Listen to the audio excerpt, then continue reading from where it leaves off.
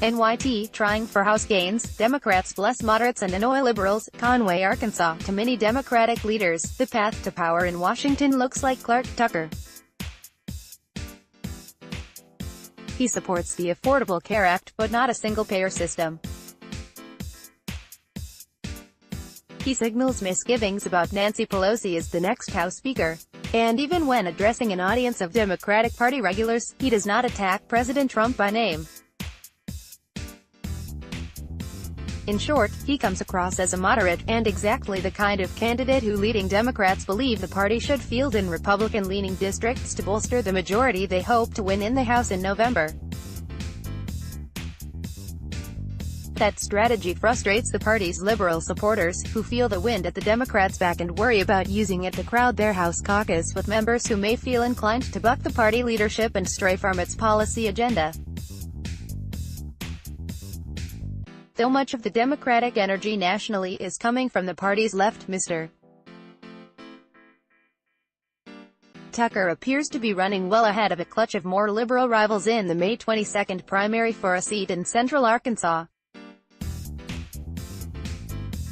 There's, in my view, an overly simplistic characterization of Democrats now into one of two camps, either centrist and then enthusiastic or liberal and passionate. Mr. Tucker, a state legislator, said in an interview after he spoke at a Faulkner County Democratic Women Lunch on May 7. "I have a lot of passion about the issues that I really care about. At the same time, I realize that making any progress is better than making no progress at all." His broad, incremental approach can feel unsatisfying to more confrontational Democrats. Even more aggravating for them is the support Mr. Tucker has received from the Democratic Congressional Campaign Committee in Washington, which anointed him as its preferred candidate to challenge the district's Republican incumbent, French Hill. "Is it really worth the win to keep pushing back against the people you're supposed to be serving?" said Paul Spencer, one of Mr. Tucker's primary opponents. "The party used to stand for something. At some point, you've got to stand up, and you've got to move the party in the right direction." Lawmakers and advocacy groups on the left object that recruiting a generation of less-than-liberal Democrats might cripple the party's ability to enact sweeping policy changes in Washington. If Democrats capture the House in November by only a narrow margin, perhaps half a dozen seats or fewer, a small cluster of stubborn centrists could wield enormous influence. Liberal resistance to that scenario may become a more serious obstacle for moderate Democrats later in primary season, when bluer-tinged states select candidates. For example, in California, which votes next month, Democrats are waging fierce left versus center primary fights in many of the 14 Republican-held districts. And in many contested suburban districts, Democrats appear likely to nominate candidates well to the left of center. This is the classic tension in the American political system. Getting one's agenda passed requires getting a majority coalition. Getting a majority coalition necessarily requires bringing moderates into the fold to win swing districts and perhaps pick off a handful of those which customarily go to the other party. Moderate members of the coalition, alas, are less likely to vote for the agenda. This tension has been exacerbated by the skill at which state legislatures gerrymander districts to protect incumbents and/or skew the partisan balance.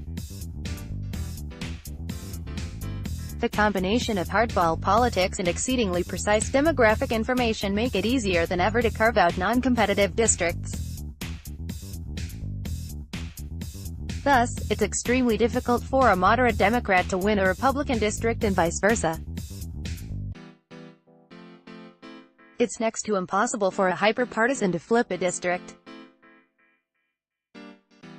In a wave elections such as we experienced in 1994, 2006, and 2010 and seem very likely to see again in November, there will be, by definition, an unusually large number of flipped seats, generally in a particular direction. While President Trump remains popular with hardcore Republicans, moderates dislike him in the Republican Congress and Democrats are highly motivated to vote. There's an excellent chance that, with the help of candidates like Clarke Tucker, the Democrats will win a narrow majority in the House. But, of course, the moderates who would make that possible are going to be opposed to the most contentious items on agenda of the progressive wing of the party. Not only are they ideologically not predisposed to vote for things like single-payer healthcare, but they're also going to be the most vulnerable incumbents come 2020. Places like Conway, Arkansas will remain conservative even if they vote for moderate Democrats. Whether the strategy is worth it for Democrats really depends on the art of the possible.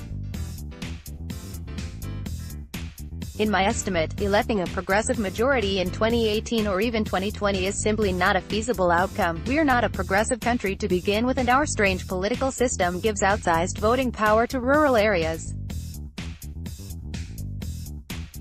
A Democratic majority in Congress, though, would be much more likely than the current Republican majority to block Trump's agenda. I'm honestly not sure, though, whether that's a good thing in terms of ousting Trump in 2020. It may well be that thwarting his baser impulses makes him a better president.